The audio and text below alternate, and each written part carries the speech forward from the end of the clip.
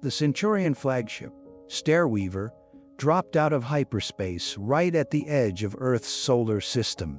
Its massive crystalline hull caught the sunlight and scattered it in dazzling rainbows across the blackness of space.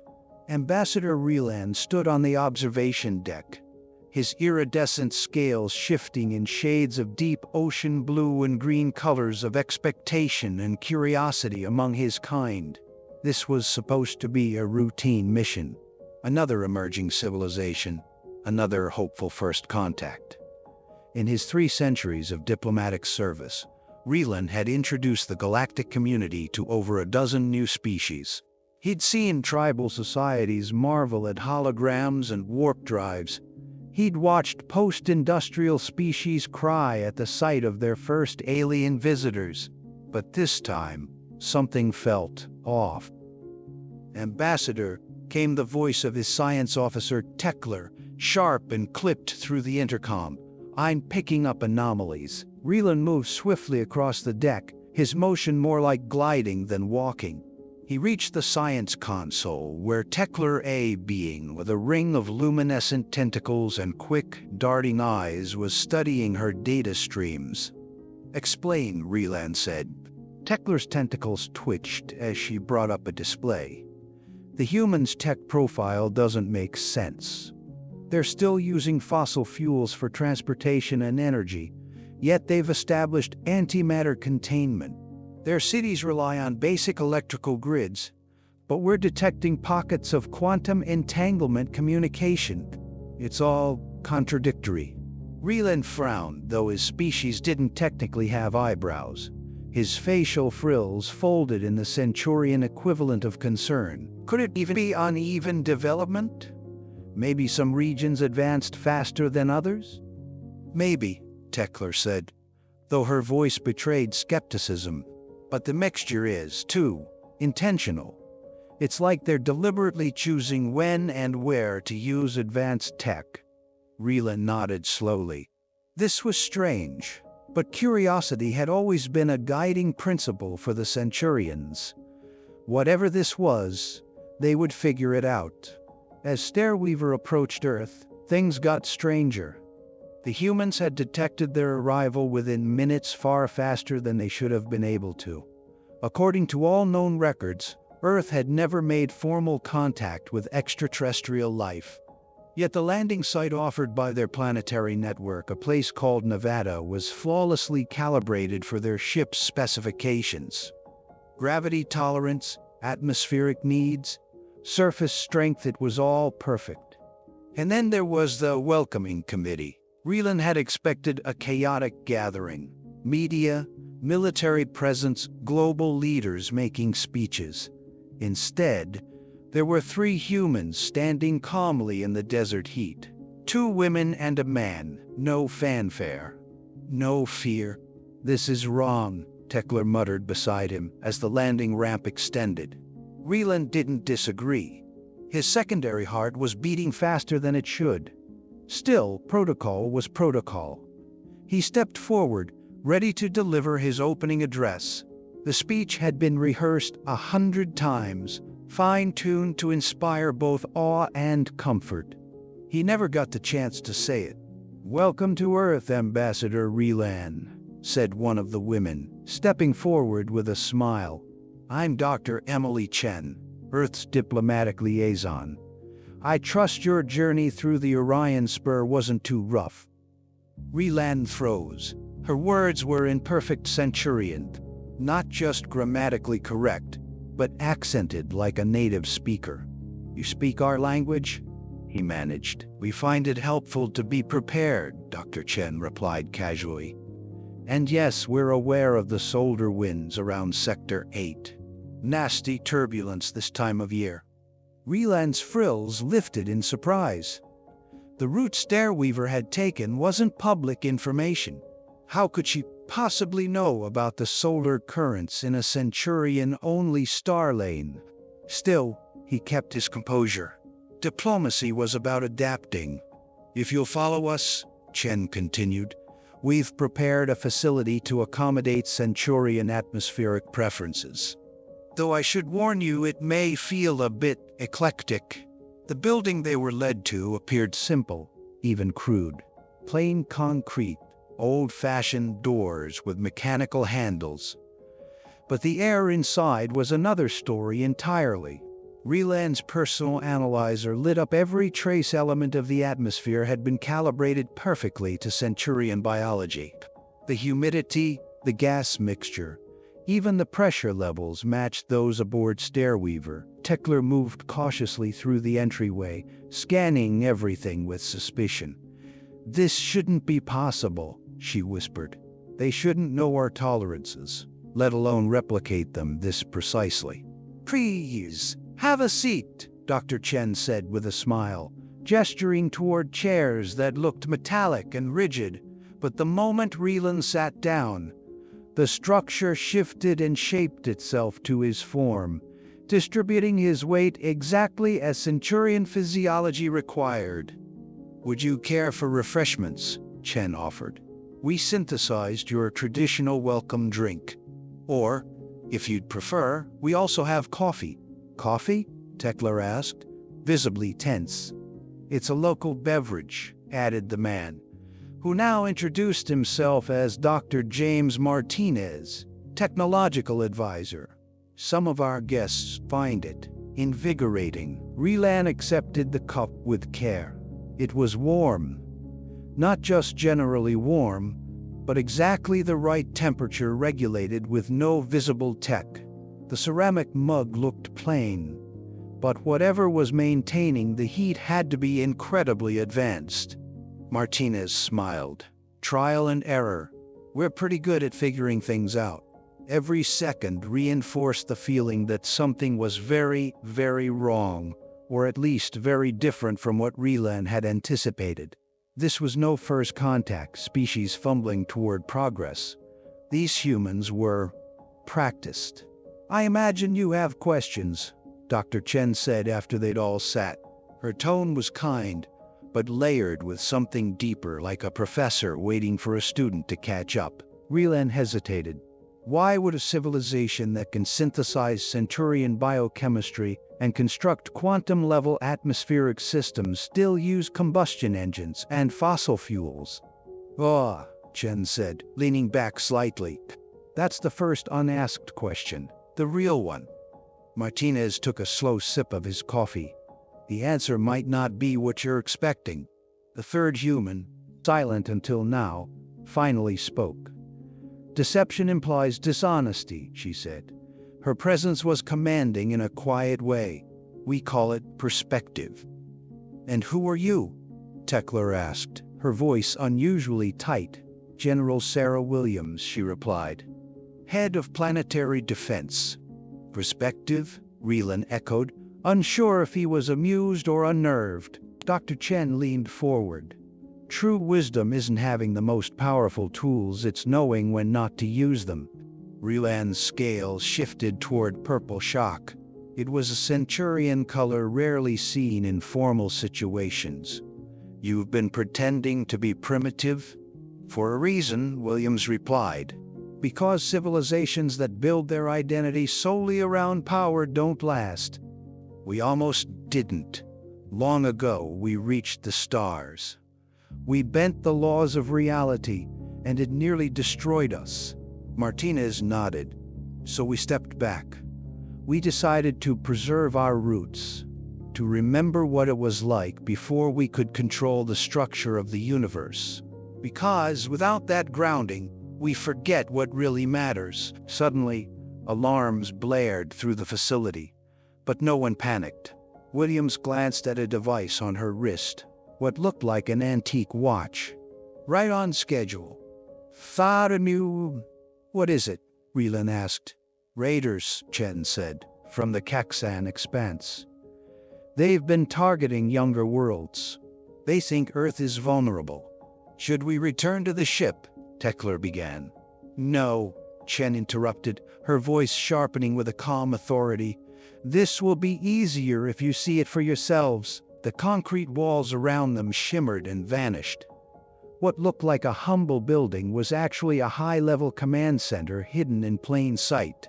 Holographic displays danced through the air, far more advanced than anything the Centurion fleet possessed. Whelan's eyes widened. "You let them think you're weak." "We let everyone think that," Williams said, "because most aren't ready for the truth. But it's time." From the observation window, the stars shifted.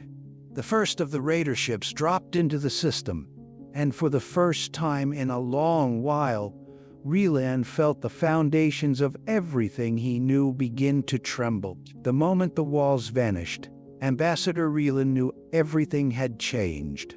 What he had assumed was a simple concrete building was in fact a facade, a disguise that had just peeled away to reveal something far beyond his understanding.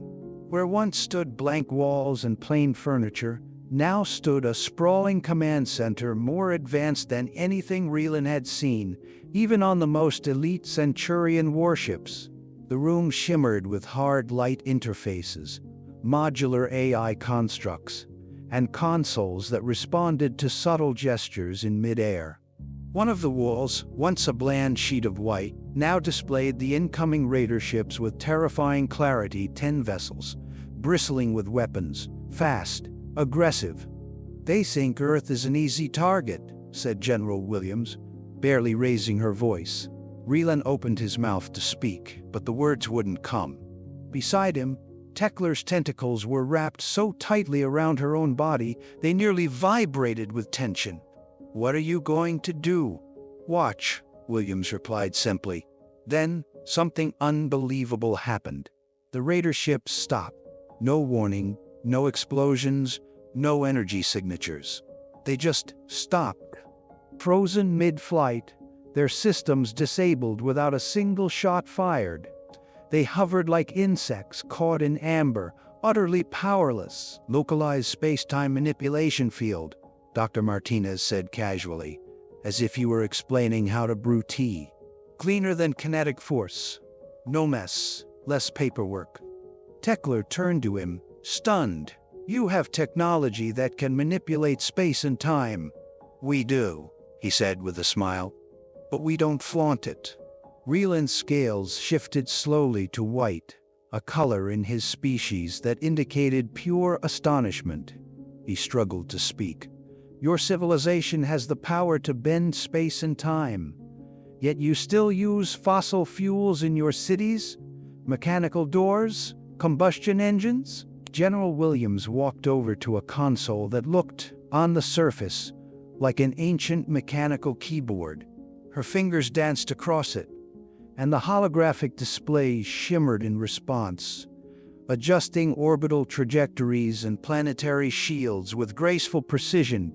"We never stopped using the old tools," she said, "because sometimes the simplest things serve the most important purpose." Dr. Chen stood once again, turning to face the visitors fully.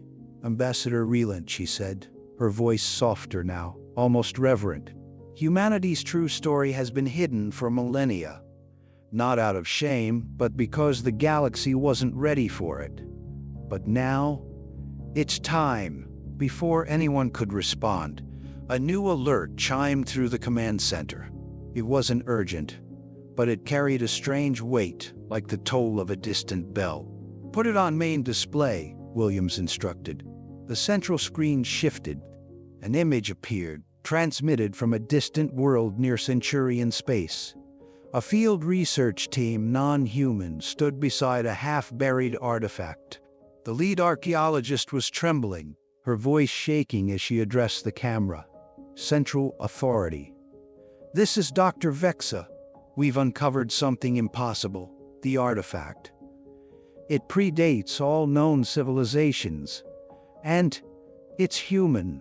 Gasps echoed across the command center. "We've been planting the truth for years," Dr. Chen said, carefully, strategically, ensuring it would be found only when the galaxy was ready. She raised her hand, and the walls around them became transparent. What lay beneath the surface of Earth was something no Centurion had imagined. A vast underground complex stretching for miles in every direction. There were ships, ancient vessels with design elements that were both alien and elegant, some resembling starfish, others more like cathedral spires. There were machines powered by light and thought, temporal observatories suspended in stabilized wormholes, and right next to all that, steam engines, analog clocks, internal combustion motors, the full arc of human technological history preserved, curated, intentional. Dr. Martinez walked beside them as they stared. Humanity reached the stars millions of years ago, he said. We built empires. We extinguished stars. We reshaped galaxies. And we nearly destroyed ourselves in the process. Why? Tekla asked, still trying to grasp the scale of what she was seeing. Because technology without wisdom is a path to extinction, General Williams said simply. She pulled up a historical archive, a collection of dark moments. Wars, collapses, the rise and fall of human societies over eons. We learned that lesson the hard way, she continued. Again and again, we reached for power without truly understanding its cost. We split atoms before we understood why we shouldn't. We colonized entire systems before learning to preserve what we had. Rilan felt himself growing quiet. His training, his worldview, everything was unraveling. You faked your civilization's level of advancement? He asked slowly. All of it was a lie.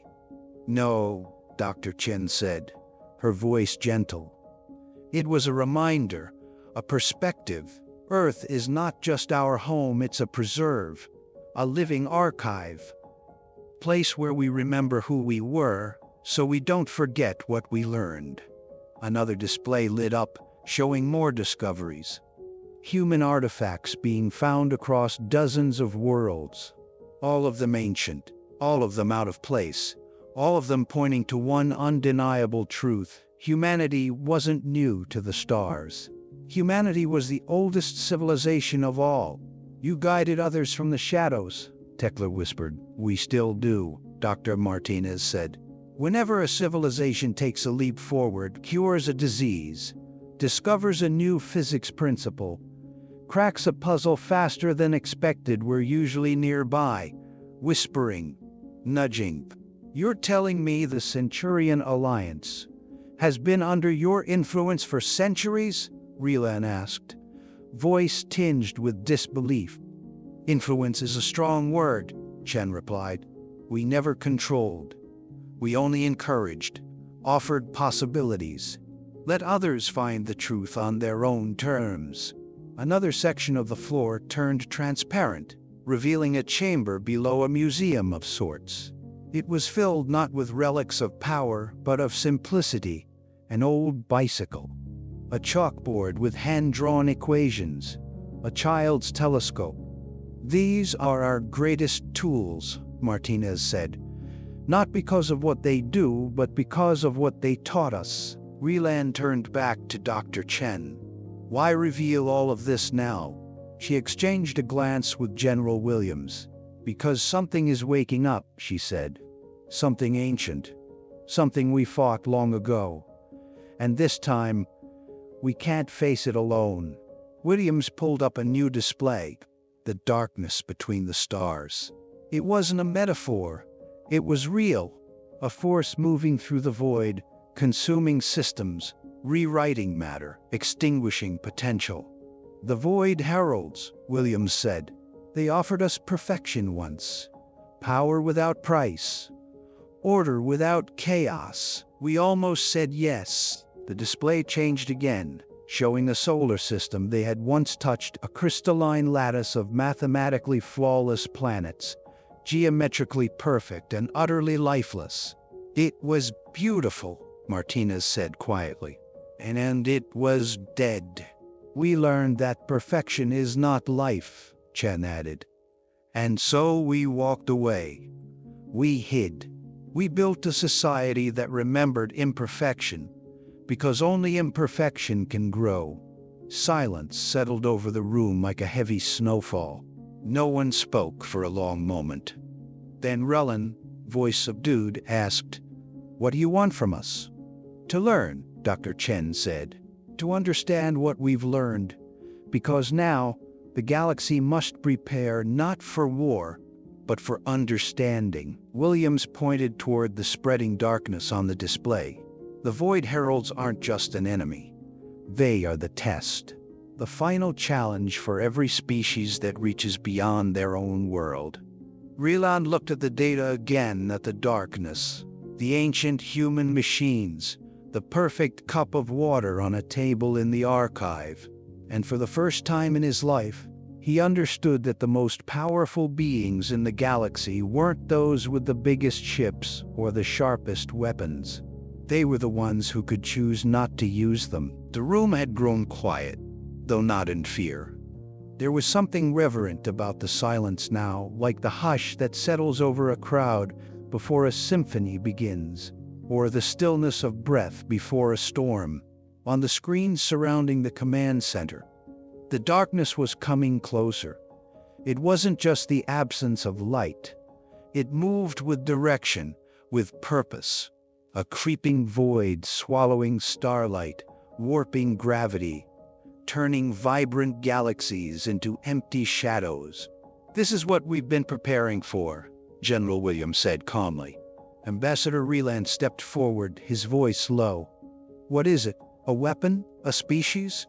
Dr. Chen stood beside him, arms at her sides, eyes fixed on the images before them. "They're called the Void Heralds," she said. "And they are neither weapon nor species. They're the echo of a mistake, a mirror of what we could have become." Rylan turned toward her. "You mean humanity created them?" "No," Dr. Martinez said, stepping into the circle of light. "But we could have. The Void Heralds are what happens when power grows without restraint. When a civilization chooses perfection over growth, control over understanding, safety over wisdom." Tekler's tentacles twitched, scanning the data. Their structure. It's flawless, crystalline, completely symmetrical. They've converted entire star systems into geometric lattices. "Yes," Williams nodded. "They call it harmony, but there's no life in it. No movement, no chance. Only stillness." Rylan's voice dropped. "Death." Chen didn't correct him. "We encountered them millions of years ago," she said softly. "When humanity thought it had reached its peak. We had ships that could rewrite time, minds that could reshape matter with a thought, machines that could simulate universes for entertainment. We believed we were gods. The Void Heralds arrived and offered us confirmation." Martinez continued. "They offered us perfection. Mathematical precision. Eternal stasis. No war, no disease, no uncertainty. Just balance." "And you said no?" Tekler asked. Chen nodded. "At the last moment. But barely. We were a breath away from accepting it. From becoming them." The images on the screen shifted again, this time to a system already consumed. Once a solar cradle of diverse planets and chaotic beauty, now it was a crystalline engine. Every planet converted into a shimmering, symmetrical structure. The sun itself pulsed like a faceted gem. The spectrum readouts showed no signs of life, no variance, no entropy. "We realized something vital," Martinez said. "Perfection without purpose is extinction with style."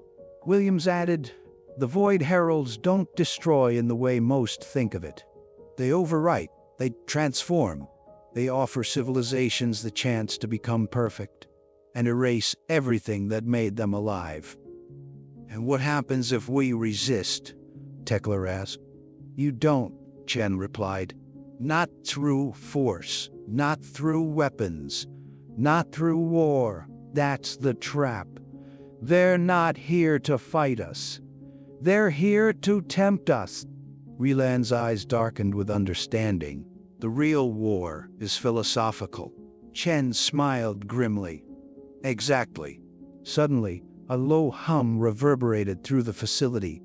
Not a warning, something older, deeper. A frequency that resonated in bone and memory. Williams touched her wrist device, projecting a star map. Dozens of red pulses appeared.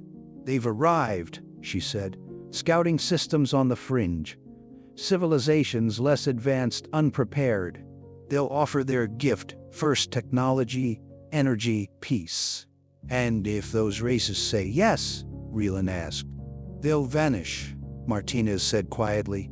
"Not through death, but through erasure. Rewritten into something no longer themselves." The ambassador stared at the screen, his scales a shade of gray gold, conflicted, calculating. "But why come back now?" Tekler pressed. "After all this time," Chen looked at her. "Because the galaxy is entering a new phase. Species are rising faster than ever. You, the Kylans, the Mir, the Hexari, you're all standing on the threshold. The Void Heralds know it. They sense the tipping point. If they convert just a few key civilizations, others will follow.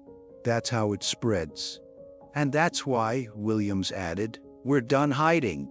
With a wave of her hand, the room transformed again, walls melting into transparent panels that revealed what lay beneath the surface of Earth.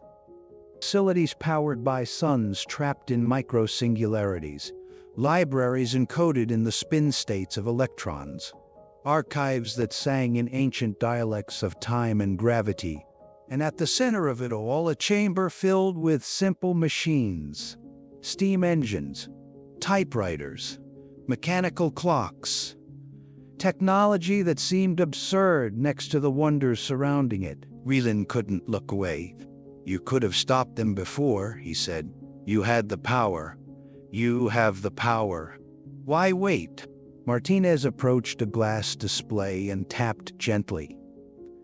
Inside was a wooden table. Atop it sat a single cup of water. "Because power isn't the answer," he said. "And that's the whole point." He reached into the display, lifted the cup, and held it out. "This water is perfect," he said, "molecularly aligned, symmetrical to the atomic level. A masterpiece." Then, from a dispenser on the wall, he added a single drop of ordinary rainwater. The molecular alignment shattered. Imperfection rippled through the cup. The liquid became ordinary again, random, unpredictable, alive. "Perfection," he said, "is fragile. It breaks when reality touches it. But imperfection, that adapts, that survives." Chen stepped forward. "The Void Heralds can't be beaten with ships. They don't understand rebellion. They expect it. What they don't expect is rejection, not from force, but from understanding." "And you think we're ready to understand?" Tekler asked, her voice edged with doubt. Chen looked at her with a mix of challenge and warmth. "We think you're ready to begin." Suddenly, alerts lit up again, this time across every display. Civilizations were reporting contact, not invasions offers. The Void Heralds were speaking to them, offering energy, salvation, stability. Some were listening, some were hesitating, and some, thanks to what they'd learned, were beginning to say no.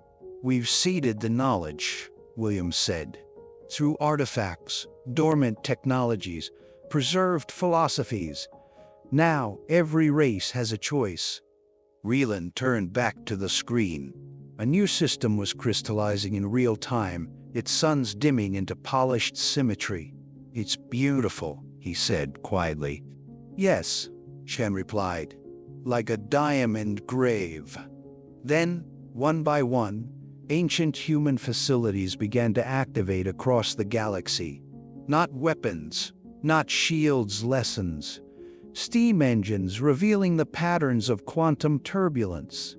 Engines that mimicked the heartbeat of space-time. Doors that led to rooms that existed in multiple realities at once. Symbols hidden in simplicity. The galaxy watched. And it began to understand. The Void Heralds were powerful, but they were also predictable, static, and humanity was not.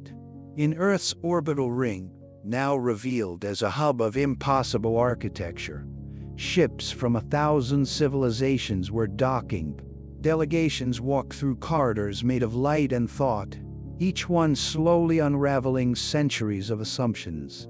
Reeland stood on the observation deck, looking out into the dark. "Why now?" he asked quietly. "Why reveal all of this now?" Williams stood beside him. "Because the test isn't whether we can stop them," she said. "It's whether we can teach you why they've already lost." Reeland didn't speak. He didn't need to. The Void Heralds would come, and this time they would find a galaxy not armed with weapons, but with something far more dangerous. Understanding the moment had come. Across the stars, civilizations paused, not in fear, but in decision. The Void Heralds had made their offer, and it was exactly as Dr. Chen had described. Calm, logical, almost gentle. No threats, no demands. Just a promise. Perfection. Every race received a version tailored to their fears, their ambitions, their unique hopes. For some, the offer came in dreams. For others, it arrived through mathematics, symbols, or direct projection. The message was always the same. Shed your chaos, accept balance, become whole. But now, for the first time in galactic history, those races weren't facing the offer alone. They had context, they had a choice, and they had humanity. In Earth's orbital ring, no longer disguised as a cluster of primitive space stations, Ambassador Reeland stood on the observation deck beside Sarah Chen. The glass-like surface shimmered with layers of data. Void Herald incursions, diplomatic communications, artifact activations. What had once been myth was now undeniable. "They're adapting," Reeland said, his voice quieter than usual. "My people, they're seeing it now. Not just the threat, but the truth underneath it." Sarah nodded. "It takes time. We didn't understand it either, not at first." He turned to her. "And how did you? What finally made you see?" She thought about that for a moment, watching the slow drift of a crystalline ship hanging silently beyond the station's protective field. "We almost didn't," she admitted. "When the Void Heralds came to us, they didn't look like monsters. They looked like everything we thought we wanted." She walked over to the interface, tapped a command, and the observation deck shifted. It no longer showed the stars, but instead, a projection of a classroom. A simple one. Wooden floors, chalkboard, a soft glow of sunlight filtering through windows that weren't real. But seated inside that room were over 1,000 beings, each from a different world. Each experiencing the room in a way that made sense to them. Some saw trees, others light. A few saw nothing at all, only felt clarity. And at the front of the room, General Williams was speaking. "The Void Heralds aren't here to destroy," her voice said, echoed through the station. "They're here to tempt, to offer you the most dangerous thing in the universe. Perfection without understanding." A pause. Then the room's walls became transparent, revealing a vision of Earth, not the one most species knew, but the true Earth. A planet layered with hidden cities out of phase with time, libraries encoded in quantum foam, and fields of preserved ancient tech that hummed with dormant potential. "We built this," Williams continued, "not to show off what we had, but to remind ourselves of what we nearly lost." Down in the archive beneath the surface of Mount Everest, Tekla walked slowly behind Dr. Martinez. The Centurion scientist had been quiet ever since the Void Herald projections began. Her tentacles were loose now, uncoiled, reflective. "Your technology is more than advanced," she said. It's layered. It's poetic. Martinez smiled as he gestured toward an old rotary phone sitting beside a floating gravity core. Not poetic, he said. Intentional. We learn something in our darkest hour, that the simplest things often carry the deepest truths. He picked up a pencil from a desk. This is a pencil. Nothing remarkable, right? But we've used it to write equations that altered reality. The act of writing, choosing each word, teaches discipline. That's what the Void Heralds lack. They eliminate choice. He set the pencil down and pointed to a small metallic box. Know what this is? No, Tekla admitted. It's a toaster, he said. He said? But every piece of it, every spring, every resistor was once part of a deep learning program that taught us about chaos theory. It's not the machine that matters. It's what it teaches us. Meanwhile, across the galaxy, the test had begun. On Kylan Prime, where war had dominated the culture for millennia, the Void Heralds offered peace.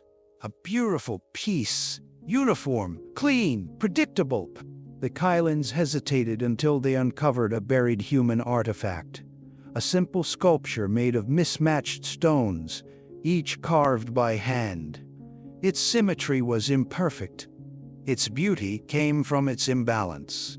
In the Mere Collective, where collective consciousness ruled, the Void Heralds offered enhanced unity. One thought, one mind, one voice. One voice. But then the Mire activated a dormant human transmitter, and it played a symphony, 1,000 instruments. None in sync, yet somehow whole. The collective paused, then split. Not in conflict, but in revelation. On world after world, the same thing played out. The Void Herald spoke of perfection, but humanity offered understanding, and for the first time, the younger races saw that perfection was the lie. Back on Earth, the final protocol began. It wasn't a weapon. It wasn't a shield. It was a lesson, written into the fabric of reality itself. Every artifact humanity had hidden, every primitive machine they'd preserved, began to activate. But not with force, with meaning. A steam engine on a distant moon emitted smoke in spirals that mirrored cosmic gravitational waves. An internal combustion engine pulsed in a rhythm that matched the expansion of the universe. Wooden doors, identical to those in ancient Earth homes, became portals of understanding when opened. They triggered visions, memories, insights in those who walked through. The galaxy's younger races began to see. The Void Heralds weren't offering transcendence. They were offering stasis, a frozen eternity where nothing could ever change again. And change was life. Ambassador Reland stood again with Sarah, watching the final transmissions from the Outer Rim. A system had just been converted, transformed into a perfect crystalline lattice. But then, something happened. One of the civilizations on its outer moon had chosen to resist not by attacking, but by lighting a single fire, a signal, a statement. It was imperfect. Tien perfect. To is Tien perfect. Primitive. And it disrupted the lattice. Not because of its energy, kind by, but because of its meaning. The Void Heralds had never faced resistance like this before. Not through violence, but through comprehension. Reland's scales shimmered with a color no Centurion had ever displayed before. Do you see it now? Sarah asked. I think I do, he replied. Perfection can't adapt. It can't evolve. That's why you kept the old machines. Why you never erased your scars. He looked at her. Because they teach. She smiled. Exactly. In the last hour before the Void Heralds reached the galactic core, they stopped. Not because they couldn't proceed, but because they were facing something they couldn't compute. A galaxy that chose imperfection, not out of defiance, but out of understanding. And in that moment, the Void Heralds began to unravel not by force, not by code, but by the presence of ideas they could not process. Growth, change, wisdom. In the Earth-based quantum auditorium now shared across 10,000 worlds, General Williams addressed every delegate, some physically, others through entangled projection. The test was never about whether you could fight them, she said. It was whether you could see them. She held up the cup of water again, the same one from the archive. This is what they offered, she said. Clarity, control, order. Then she added a drop of ordinary water. And this, she said, is what we chose. The water rippled. Imperfect, beautiful, alive. Across the stars, races made their choice, and the Void Heralds, so sure of their superiority, began to dissolve, not into chaos, but into meaning. Relan stood on the orbital deck one last time as the darkness between the stars faded like mist in morning light. "What now?" he asked. Sarah Chen handed him the pencil from the archive. "Now," she said, "you learn." The darkness had lifted, not with the roar of weapons or the clash of fleets, but with understanding. Across the galaxy, civilizations stood beneath unfamiliar skies, staring into the stars with new eyes. The threat of the Void Heralds had passed not because they had been destroyed, but because they had been rendered irrelevant. Their message of perfection had been met not with war, but with wisdom. And now, the galaxy was different. It wasn't quiet, far from it. It was alive. On Earth, beneath Antarctica's surface in the quantum-layered command center, Commander Maya Patel stood at the edge of a projection chamber that extended in all directions, displaying a real-time reflection of galactic activity. Every pulse of data, every diplomatic signal, every conversation among species who'd once never known one another, it all flowed through here like the blood of a newly beating heart. "Status?" Maya asked, her voice calm.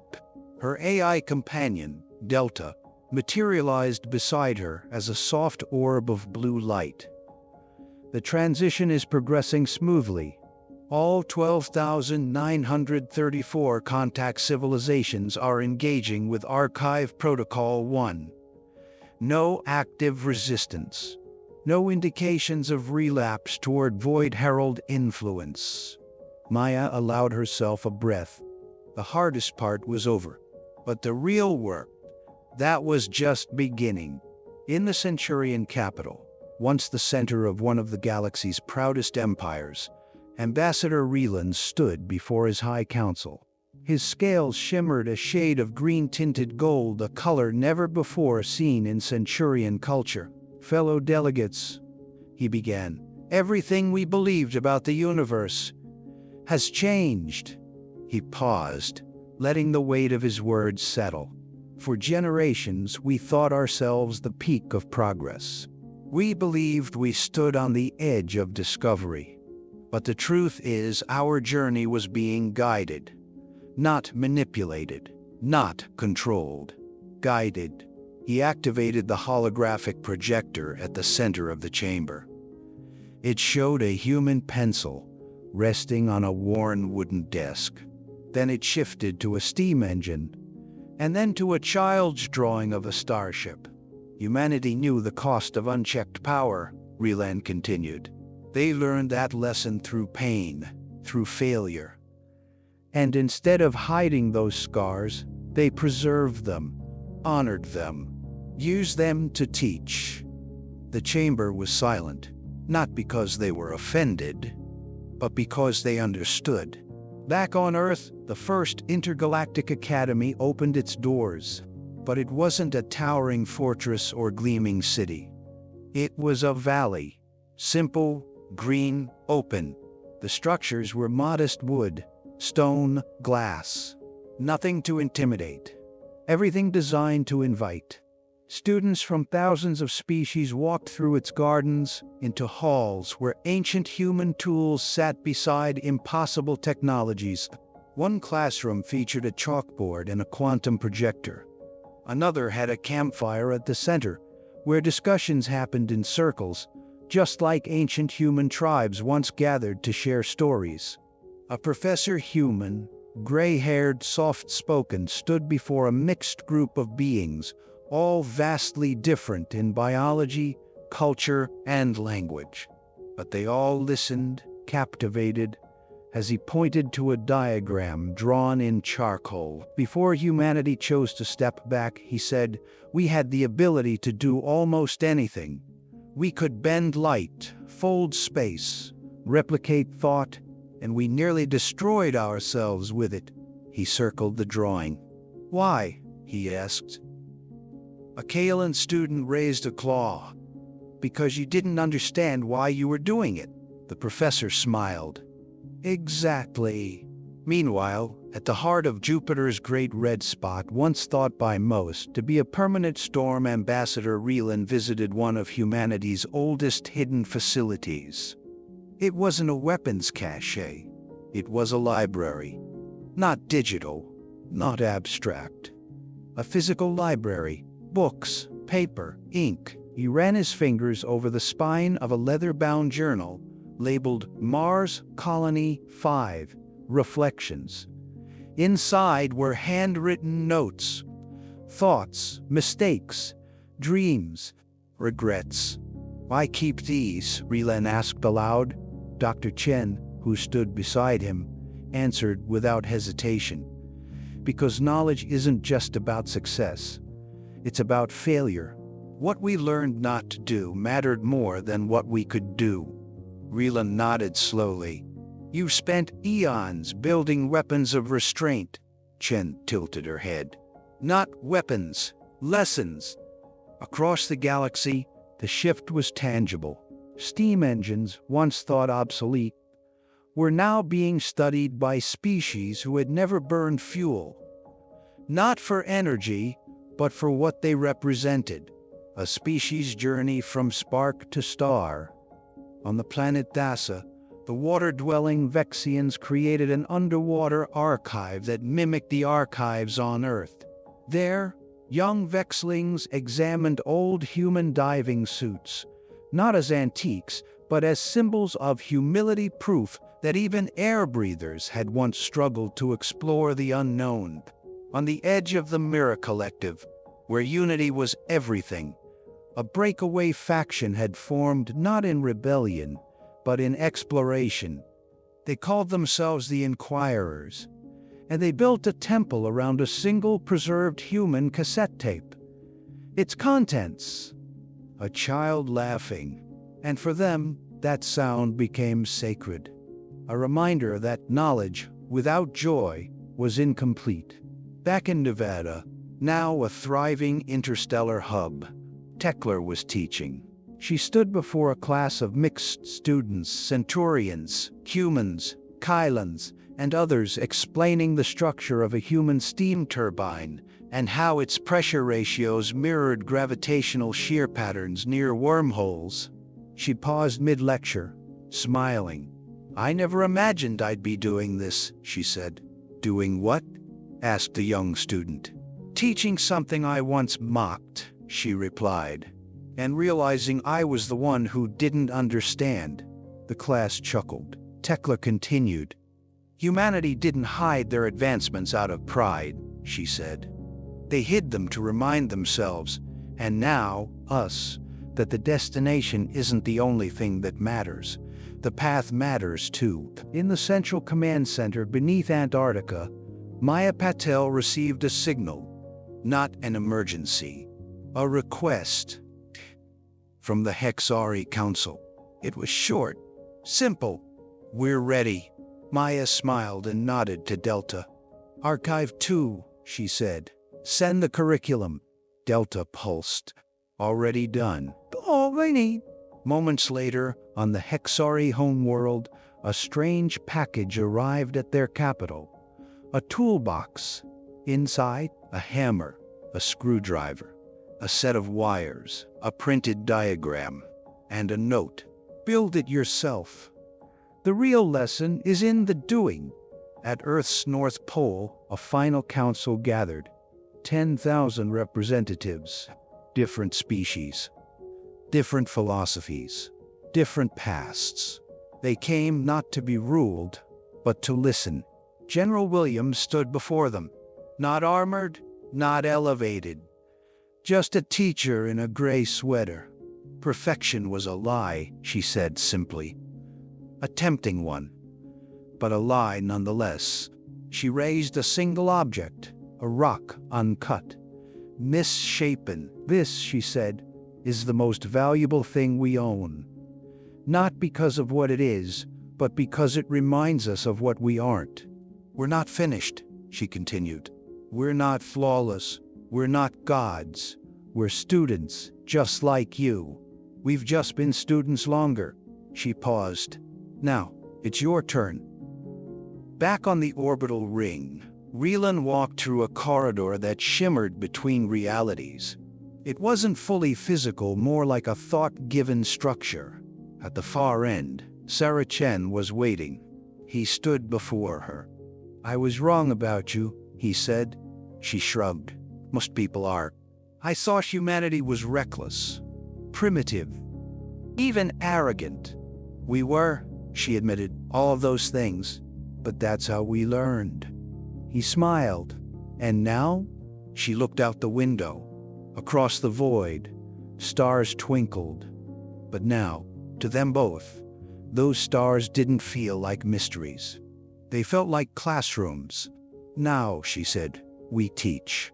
And so, across the galaxy, the oldest civilization didn't rise as conquerors or rulers, but as mentors. Not because they had all the answers, but because they had the right questions, and because they understood that the greatest power isn't in shaping the universe. It's in teaching others why they should think twice before trying. The lesson wasn't in perfection. It was in the beauty of imperfection, in the joy of struggle, in the value of curiosity, and in the wisdom to know that the stars are not a finish line. They're just the beginning. The stars had grown quiet, not with the silence of death, but with the stillness that follows clarity, the kind of silence that comes after a hard truth has been spoken aloud and finally heard. Across the galaxy, things had changed. Not just technology or politics or trade routes, not even just philosophy. The very idea of what it meant to be advanced had shifted. For ages, civilizations had raced toward power, toward mastery over nature, matter, and time. They measured progress in terawatts, in starships, in control. But now, for the first time in known galactic history, they were beginning to measure progress in a different way. In wisdom, in restraint, in the ability to choose not to use power even when they had it. And that change, that quiet revolution, had started with a species no one saw coming, on a quiet ridge in what used to be known as the Himalayas. The sky stretched wide and open. The stars above glowed bright, and unfiltered Earth had reduced its artificial light long ago, not because it couldn't afford to light the skies, but because it chose not to. Ambassador Raylan stood beside Dr. Chen, the cool night air carrying the scent of snow and pine. Behind them, the first Universal Archive stood like a temple, but not a temple of worship. A temple of memory. Inside, every species had contributed. Each race had donated its own mistakes, its regrets, its missteps, and its lessons. The archive didn't celebrate perfection. It collected scars. You've built something bigger than knowledge, Raylan said, looking out over the mountain range. Chen nodded. We didn't need another database. We needed a mirror. He looked at her. For who? For everyone, including ourselves. In orbit, the last of the void heralds dissolved into stardust, no longer forced back, but let go. Their final message had not been one of threat, but confusion. Why would you choose imperfection? And humanity's answer had echoed across space. Because life is imperfection. In one of the newer academies on Mars, a Mire child placed a hand on a block of stone and began tracing its cracks with a stylus, not to repair them, but to learn from them. Nearby, a Centurion scholar was teaching a class how to write poetry not in words, but in math. Each equation told a story, not of conquest, but of curiosity. On Thassa, the Vexians had built their first analog observatory in thousands of years. They used it to chart the stars not because it was efficient, but because it was humbling. They said it reminded them to look up instead of just forward. Across every world, once forgotten human relics were being studied again, not for their function, but for their symbolism. A screwdriver, a child's drawing, a compass, a broken watch. They weren't sacred. They were reminders that progress wasn't a straight line, that growth wasn't always upward, and that failure, when understood, could be the most powerful teacher of all.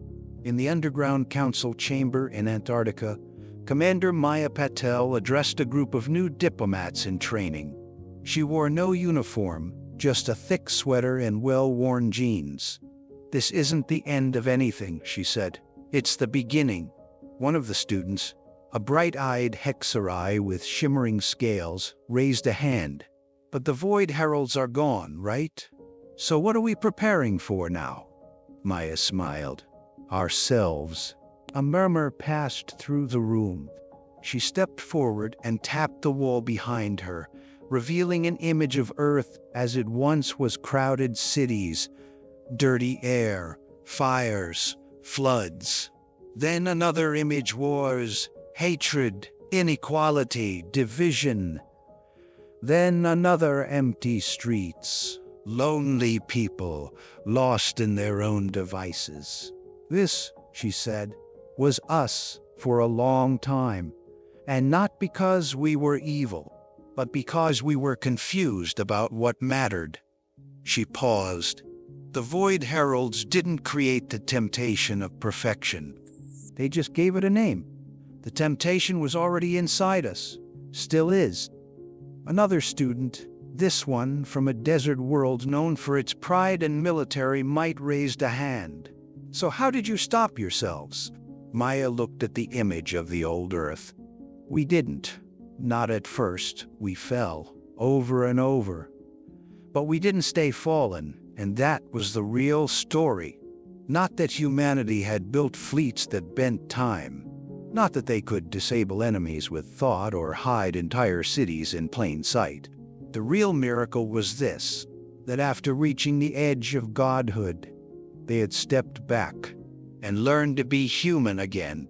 In one final ceremony held at the original First Contact site in Nevada, 1,000 delegates from every part of the galaxy stood in the same place where, long ago, 3 humans greeted their first interstellar guests. There was no speech, no monument, just a circle. Inside it, a single wooden chair and a small battered book. The chair represented humility. The book was blank, waiting to be written by the galaxy's next generation. And beneath the stars, they stood in silence, together, listening. And what about us? You might be wondering what this story has to do with us. After all, we haven't built starships that bend time. We haven't met alien civilizations. We haven't even figured out how to stop fighting over land and money and ego. Maybe that's the point. Because this story, however fantastic, isn't really about aliens. It's about us. It's about now. We're living in an age where technology races ahead of wisdom, where we can connect across the planet but still feel disconnected from each other, where we can build anything, but sometimes forget to ask why. We see it in our cities, full of progress but often empty of community. We see it in our politics, full of power but lacking perspective. We see it in ourselves each time we reach for something just because we can, without pausing to ask whether we should. So maybe the story isn't science fiction at all. Maybe it's a warning.